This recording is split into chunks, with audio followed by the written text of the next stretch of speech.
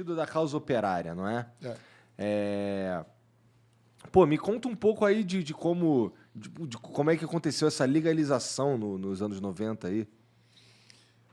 Essa história é interessante. Nós decidimos, em 1980, por aí, entrar no PT. Estava sendo fundado. Né? Foi uma oportunidade de construir um partido grande. Então, a gente deveria entrar aí, lutar pelas nossas ideias, ver se o partido ia por um rumo que a gente concordasse. Aí nós tivemos muita briga aí dentro, né? Muita mesmo. Uma briga no sentido de ideias. Briga de ideias, exatamente. O que eram as brigas do momento naquela época?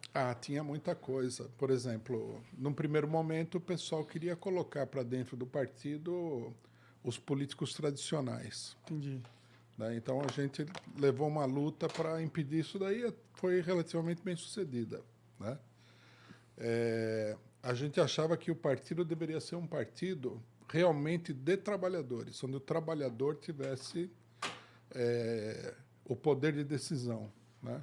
Aí nós não fomos tão bem sucedidos, porque se você olha o PT hoje, você vai ver que ele é dominado por uns engravatados, não é pelos operários da fábrica, nada. Nós propunhamos que o partido fosse formado a partir de assembleias sindicais, no ABC, por exemplo, tudo. A direção do PT, que é mais ou menos a mesma de hoje, rejeitou. Não? Uma parte está no PSOL agora. Nós discutimos o programa, né? Também teve muita divergência. Eles não queriam colocar o problema do socialismo no programa, não queriam colocar o governo dos trabalhadores, não colocaram no primeiro programa. Então, nós tivemos todas essas divergências. E coisas práticas, por exemplo, na primeira eleição, nós nos opusemos a que cada candidato tivesse um fundo eleitoral próprio. Nós falamos, isso aí beneficia quem tem dinheiro. Se você é um pobre coitado lá, como é que você vai? O partido teria que distribuir o dinheiro equitativamente entre todos os integrantes. Então, nós tivemos várias dessas coisas, né? Várias mesmo. E aí, a nossa briga com o pessoal que dirige o PT hoje, Lula, Zé Dirceu, etc., chegou num ponto na eleição de 89, né? Onde o Lula teve como vice um cidadão que era senador do PMDB depois do PSDB. Nós nos opusemos a isso. E aí eles fizeram uma coisa muito estranha na época, que era o seguinte, falou, nós vamos agora regulamentar as tendências internas do PT. Quer dizer, depois de 10 anos que o partido já existia, e eles falaram o seguinte, só que tem uma coisa, a tendência causa operária não vai ser regulamentada. Aí nos excluíram, aí teve todo um... Mas teve uma justificativa plausível para isso ou era só um jogo de poder? Eles disseram que eles usavam uma expressão que era o seguinte, que nós éramos, na verdade, tínhamos duas camisetas, a do PT e de um outro partido que seríamos nós. Mas o PT era assim. O PT era uma federação de grupos. Era ilegítimo alegar isso daí depois de 10 anos. Né? Alguém queria dominar o PT, né? Alguém queria ser o comandante do PT naquela época. Eles queriam isso. Centralizar o poder deles. Eu acho que mais eles queriam impor uma determinada linha de conduta política, que é o que acabou vigorando. Você vê que o PT, depois da primeira eleição, ele foi ampliando o leque de alianças, foi se juntando com todos os partidos tradicionais, eles queriam ir por aí. E era uma pressão muito grande, porque, lógico, tinha muita gente que queria usar o partido como um trampolim. Não acho que os dirigentes que eram militantes do movimento, Lula, Zé Dirceu, tivesse a ideia de usar o partido como trampolim, mas eles queriam chegar a governar e eles achavam que o único meio era, né, se abraçar com tudo que havia na política nacional. Talvez eles não estivessem errados, né? Só que eles talvez também não estivessem preparados o que significaria para o próprio partido.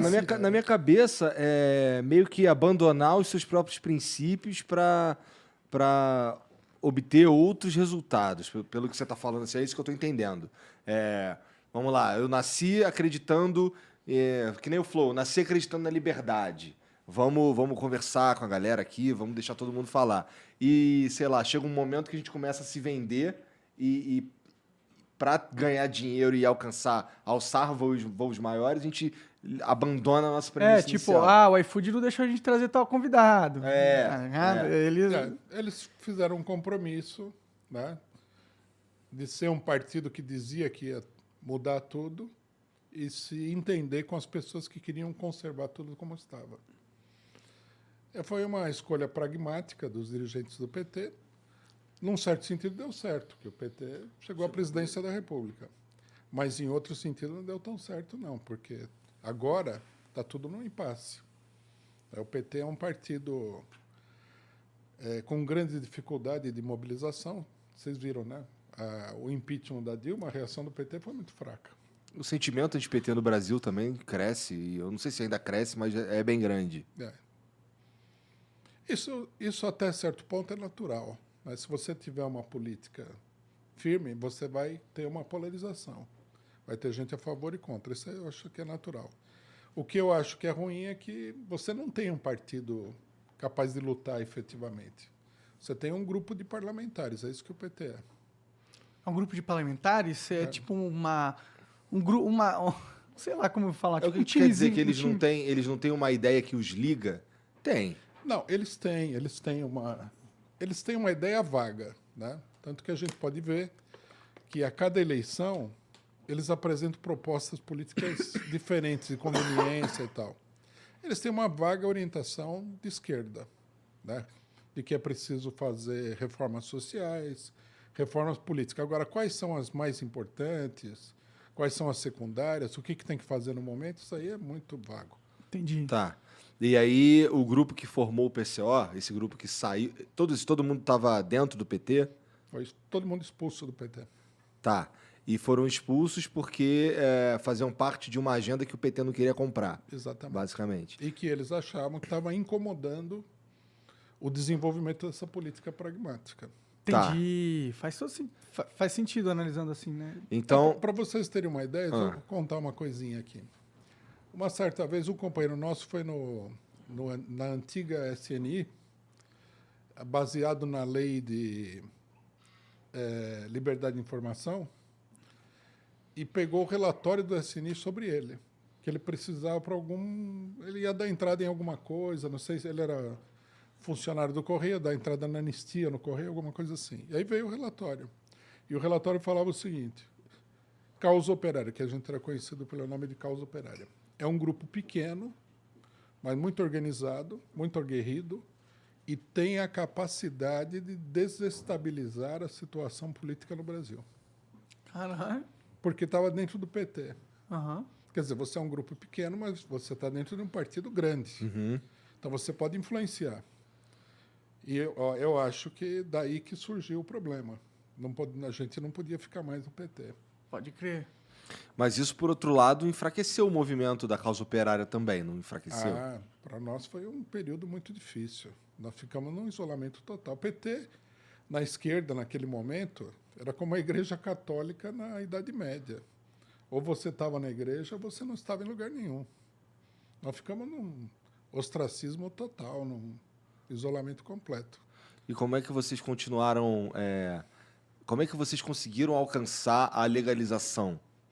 Isso daí foi uma proeza, eu acredito.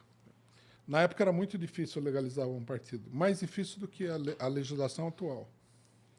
Você precisava ter um determinado número de filiados, você precisava estar num determinado número de estados, sei lá, 10, 15 estados. Nesses estados você precisava ter um determinado número de cidades, e em todos esses lugares você precisava ter filiados. Quer dizer, era... monumental, Isso né? aqui é Brasil, você imagina, né? Aí o que nós fizemos? Nós falamos, vamos encarar essa dificuldade. Mas tu acredita que ela é desleal?